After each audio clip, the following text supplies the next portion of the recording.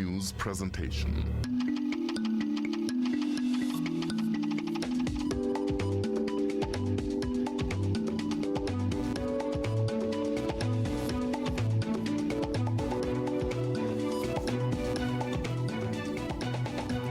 Welcome to Interface. My name is TEMBISA. Well, it's been 11 days since we cast our votes, and last week here on the show we talked about some of the highlights from this year's elections, but we didn't quite get enough time to talk about coalitions. So that's what we're going to be doing today here on Interface, and we welcome your thoughts as per usual. You can find us on Facebook at Interface on SABC, or on Twitter at Interface on SABC, or at TEMBISA Magele. And our guest today, back by popular demand, is Thembile Mbete, politics lecturer at the University of Pretoria, and she's going to be sharing her thoughts and her insights on the elections process, particularly when it comes to coalitions. And we're also joined from our Pretoria studios by Professor Pierre de Vos, who's a constitutional law expert at the University of the Western Cape. He is in Cape Town. Thank you so much for your time as well. So let's kick off with you, Thembile. What are the specific circumstances under which parties have to get into a coalition?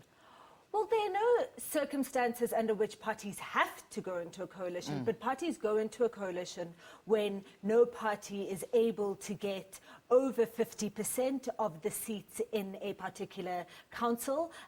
What you need to be able to form a government in a council is you need 50% of the seats plus one, so you need a majority. So any party that doesn't get a majority, when parties don't get a majority, then they will most likely choose to form some kind of coalition in order to combine their seats, in order to then get the majority that they need in order to form a council, to elect a mayor, to elect a speaker, and to pass a budget, and then to continue with council political And work. how many hung municipalities are we talking about here? We are talking about 27 across the country, in all provinces except for Mpumalanga, and we have them in some of the big metro municipalities. So in Gauteng you have Johannesburg, Tshwane, and Ekurhuleni. And then you also have a big metro municipality like in the Eastern Cape, Nelson Mandela Bay. But then you also have smaller municipalities in different provinces across the country. So like Tabazimbi and Modimolle in Limpopo. You have Rustenburg in the northwest, which is not a metro municipality, but it's the biggest municipality in that province. And so you also have a few in KwaZulu-Natal, as well as actually in Gauteng. Another one that is not a metro, though, is Mogale City. Mogale City. Yeah. Yes. Professor de Vos, the general understanding is that these political parties now have 2 weeks from the date that the results were announced to form these coalitions. What is the process that they are likely to be engaging in? All we hear is that they're all in talks, but what is the process and what exactly do they need to focus on? Well, there are two things that needs to happen. The first thing is they have to agree on who's going to be the speaker and who's going to be the executive mayor, if that is the system that is in force in that municipality or metro. Because at the first meeting, that's the first order of business. The council members elect a speaker and an executive mayor, and with a majority vote. So they need to caucus to at least find that. Then after that, what happens after the election, that executive mayor and the executive mayoral committee must govern. Then the parties come together and they say, what can we agree on? We agree on a coalition, who gets what position in the executive committee, who becomes the mayor, and so on. And what are the, broadly speaking, what are the policies that we as a council government, as the coalition government, that we're going to pursue when we get into government. So that's the sticky point, because some of the parties disagree a little bit about this. So for them to agree on a plan of action is going to be difficult. So let's take some of the bigger metros. Let's start with the one that was celebrated the most by the Democratic Alliance, and that is Nelson Mandela Bay Municipality. If you look at that municipality, the DA, from what we read, needs 4 more seats. The ANC needs 11. And then you've got some of the smaller parties saying, you know, they're coming together to form their own little coalition so that they can vote together. Now, was it premature for the DA to then declare that they have won that municipality? I don't really know what the negotiating behind the scenes, what negotiations are happening behind the scenes. But I would say that no matter which party, anybody who claims that there's a coalition agreement, I wouldn't trust it until that moment when they vote for the Speaker and the Mayor. Because we know from 2006 in Cape Town, there was so much contestation, and until the last moment we didn't know whether the ANC and the ID and other parties will form a coalition or whether the DA and the smaller parties will form a coalition.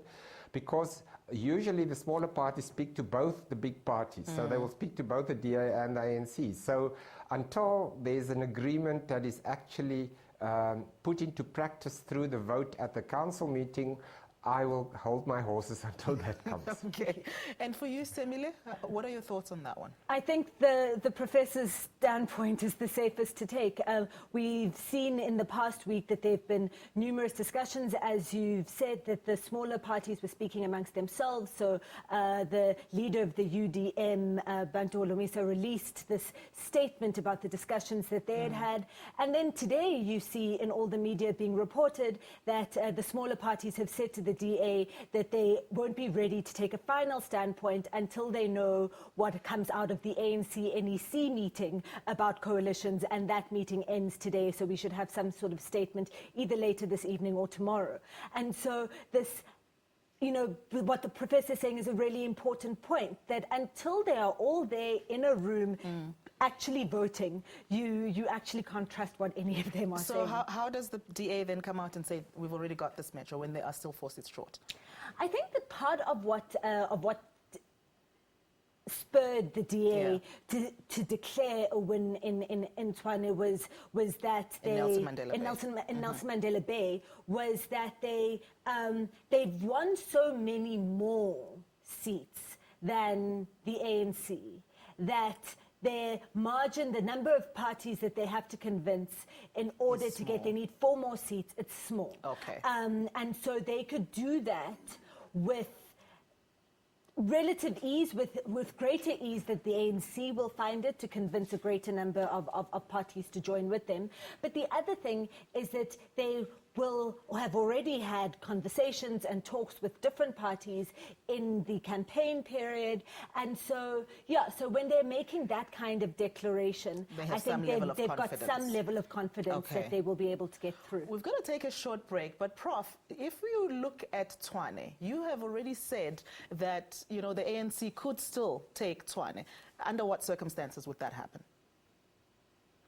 Well, there are 2 options here. The first option is, of course, if the ANC and in Tshwane, I think they will have to get an agreement with the EFF to govern that metro. That is one option, because you have to get to 50% plus 1.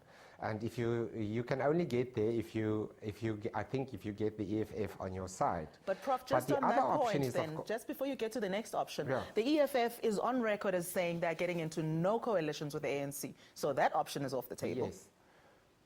So I might sound a bit cynical, but I don't believe that there's anything like never in politics. You know, it might be true, but I'm not saying that people are not speaking the truth. I just it's a general rule that I see it when I believe it. The other option is, of course, a minority government, and that is when no party, they don't form a coalition, but the parties decide to vote for one party's candidate for executive mayor, then that party governs, but they are a minority. So every time there's a budget that has to be passed or a bylaw that has to be passed, they have to get enough support in the council to pass that budget or that bylaw. So it's not usually very stable. So Prof, I'm going to ask you to hold that thought. Usually prize 1. We're going to have to take a short break, and when we come back, I want us to pick up on that very point. Just stay with us.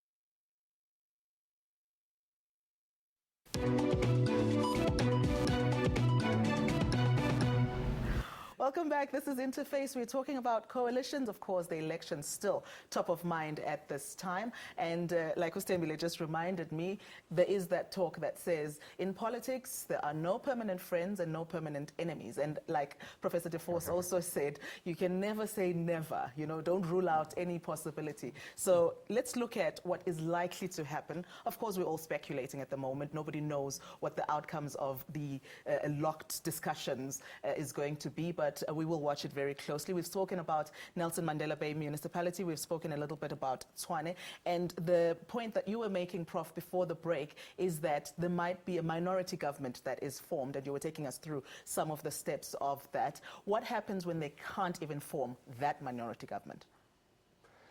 Yes, that is very difficult, because if they cannot elect a mayor and a speaker, and for that they need a majority of the people present at the council meeting to vote for the mayor and the speaker, then they have to have another meeting within 7 days and try and elect a speaker or a mayor. If they can't do that, then the council cannot operate. It cannot fulfill its constitutional mandate. Then the MEC will probably have to intervene and will probably have to appoint an administrator for 90 days until a new election can be run. I don't think the voters are going to like that, so I'm not sure that is also a very good option, but that is if nothing else works, if the whole council collapses, if there's no service delivery, there will have to be another election. Stenbil, let's look at how the practicalities of governing are likely to play out. Look at Nelson Mandela Bay. Look at Joburg, where the ANC is under 50%, but is the majority party. Look at Tshwane. Look at all of the big metros in particular. And you find that the parties campaigned on a particular ticket. The DA said, oh no, we're going to change things. We are going to bring a clean way of governing and all of that. If they don't, even if they do get into a coalition, the level of administration and governance is going to largely still be in the hands of those that were there before. If they come in and take out all of the civil servants and put their own people in there to ensure that they deliver in the way that they had planned, then there's going to be an uproar. If they don't do that, they still have the same people having to deliver on their particular things that they promised. How do they get that right? Well, I think the idea that governments come in and they get rid of all the civil servants, it doesn't work that way. The lower and middle level of civil servants are under, they're protected by the Labour Relations Act. They are employees as anyone else could be. What the parties do have control over is over the senior management of various parts of the municipality, so the chief financial officer, for example, or the municipal manager. But can they just get rid of those people? And those people, because they work on contract, they're not in permanent posts, and so those people can be gotten rid of. And so we've heard the municipal manager of Johannesburg, Mr. Trevor Fowler, saying that, he's very willing, he's going to be retiring soon anyway, and so, he will serve as he needs to if the DA takes over in Johannesburg, and then he goes through the normal process that he was going to go through anyway. And so what the governing party has got control over is the senior management, and it has got control over certain strategic decisions, for example. So we know that in Johannesburg there's been a lot of fighting with Pick It Up, and there's been the strikes and dissatisfaction with the senior management of Pick It Up. So that would be an area that they would want to, that the DA may think that, well, this is something we can get involved in and do things a bit differently. They could do things differently in terms of, I don't know, their schedule for fixing so there is robots. There is so there's wiggle room there. There's wiggle room to do things slightly differently. But this idea that there's going to be a wholesale change is just politics and just rhetoric. It's not true. Are we likely to see some kind of purge, Prof? Well, I don't think so, because a kind of purge would probably be, firstly, it's against the constitutional provisions that says, as was said earlier, that the civil service up to the most senior level is supposed to be non-partisan. So you can't get rid of people just because they are perceived to be from a different party. But can we see a purge at senior level? Can we see that kind of purge happening? At senior level, I think it will, I can't speak for the people who are going to form the governments because I don't really know their thinking.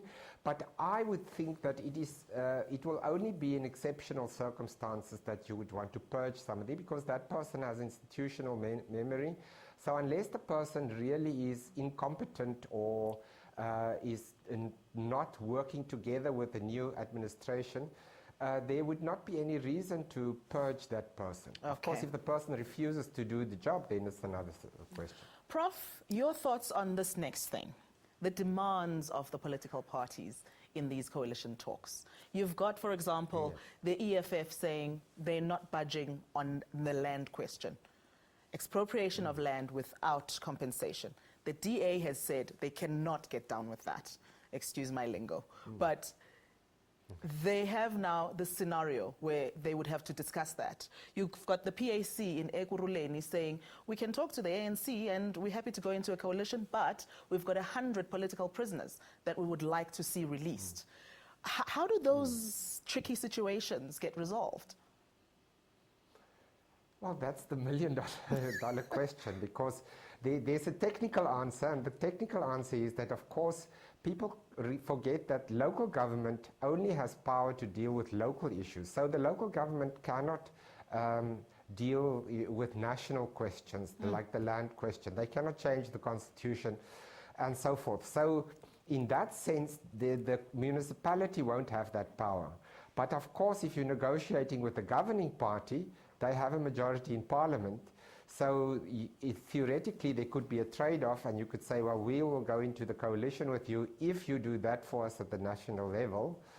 So that is a possibility. Whether that is on the cards, whether people are considering it, I have no idea, because, as I said, I am not party to the negotiations. Yes, of course, we're all speculating, but we'll have to wait and see what actually happens. We're taking your speculations as well, so do give us those thoughts on Facebook and also on Twitter. We're back after another short break. Stay with us.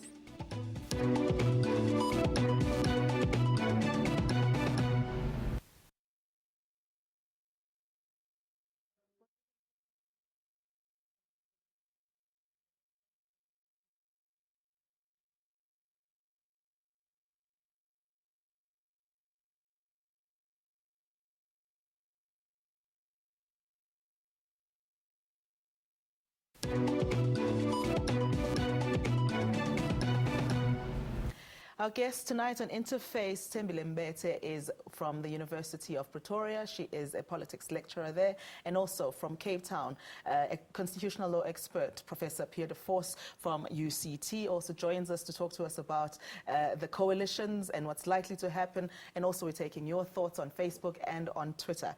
Now let's get to the ANC's, Thembile. The ANC has got some metros where it is the majority party, but it is under 50%. So it has to go into some kind of coalition, or that's an option available to it. What would be advisable, since we're all speculating at the moment, what would be advisable for the ANC? Would they need to enter into a coalition? Or is it more advisable for them to say, okay, in some of these metros where we have lost, let's go into opposition politics. Let's be the opposition. Look, I think that the first thing to be aware of is that because the ANC has just been so dominant and so hegemonic in our political life since 1994, that going into opposition is a strange position to be in. It's not an easy decision to make. The strengths of the people that they've got in various positions, in leadership, in different municipalities, for the most part, their strengths have been governing strengths, right? They're used to being in control of budgets. They're used to being in, having their hands on the levers of power. So that saying that the ANC, the option of going into opposition is not an easy one. And it's also one that does not play to the strengths that the party has cultivated over time. So we've seen how the ANC has struggled to get into its groove and into stride as an opposition party in the Western Cape, in Cape Town, in the municipality, but then also in the province. And so I think that is first one part of a really difficult decision about, do you go into this position that doesn't play to your strengths? But then the second part is that a municipality like Johannesburg, it's the crown jewel. It's the it's the richest the municipality, economic hub the economic hub of the country. country. And so do you risk losing that, or do you fight really hard to keep it? Do you play then those trade-offs where you say to the EFF, look, we'll do these things for you and with you if you'll go into coalition with us in a place like Johannesburg, but we'll treat you nicer in Parliament when Parliament opens for recess, after the recess next week. So it's all of those, it's really complicated. It is. Prof, you are now the advisor to the ANC. You walk into that NEC meeting and they are discussing all of these options. What do you tell them they should look at? What should they be prioritizing now? Oh my goodness, that's again a very difficult question. I would probably say, firstly, that it is very important to try and make a coalition agreement and to get into government. Because if you lose the government, things can go bad for you, as we've seen in the Western Cape. So I would say you have to try very hard to get parties together, to work together to form a coalition. But I would also say that you have to remember who you are. What are your principles that are non-negotiable? And you have to be prepared to walk away if you are going to be asked to compromise on your very basic minimum principles. If you're not prepared to do that, you're probably going to get into a coalition where the tail is wagging the dog and you're not really in control of a municipality that you're supposedly in control of, and then you can't actually govern well, which you need to do to get voters to vote for you next time.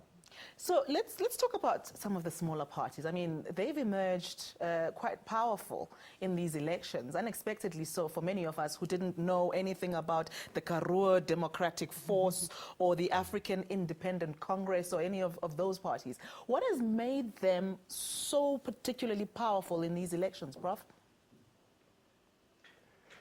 Well, I don't know, but I think what happens with local government elections that is a little bit different from national election. So is that although this election was fought a little bit about national issues, I think especially in smaller places, local issues have been have played a role. And then sometimes I think people feel, well, these big parties are not close to us. They don't understand our concerns and so on. And these smaller parties, they're from the community, they're in the community, and they know and understand us. And I think that is one of the reasons why, especially in smaller towns, these smaller parties did relatively well. All right. Indeed, I would agree with that. For example, in Tabazimbi, there's the Tabazimbi Residents Association that looks like it's going to be the kingmaker in that Hang municipality.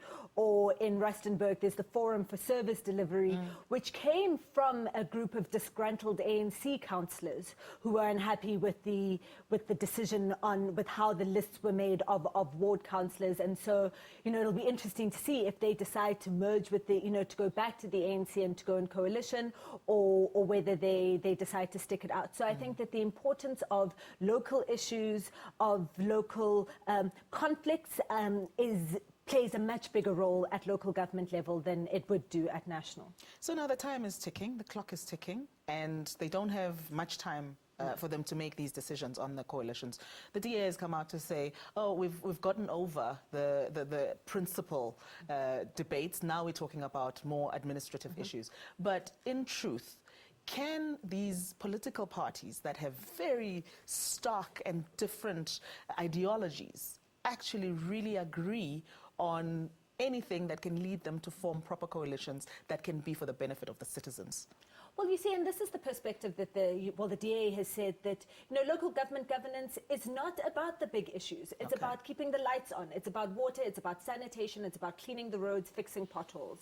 And those should not be ideological conversations. Of course, you could argue the converse, right? That those decisions about where is it that you fix a pothole, where is it that you ensure that there is water, where is it that you fix the electricity when there's been a power outage, who do you prioritize, that those things are ideological conversations.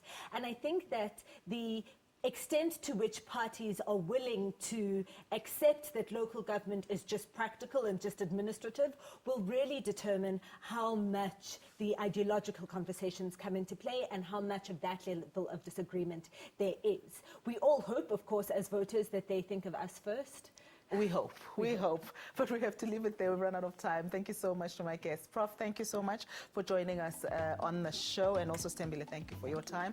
Let's do this again next week at the same time. Thank you for your thoughts and your insights on the program.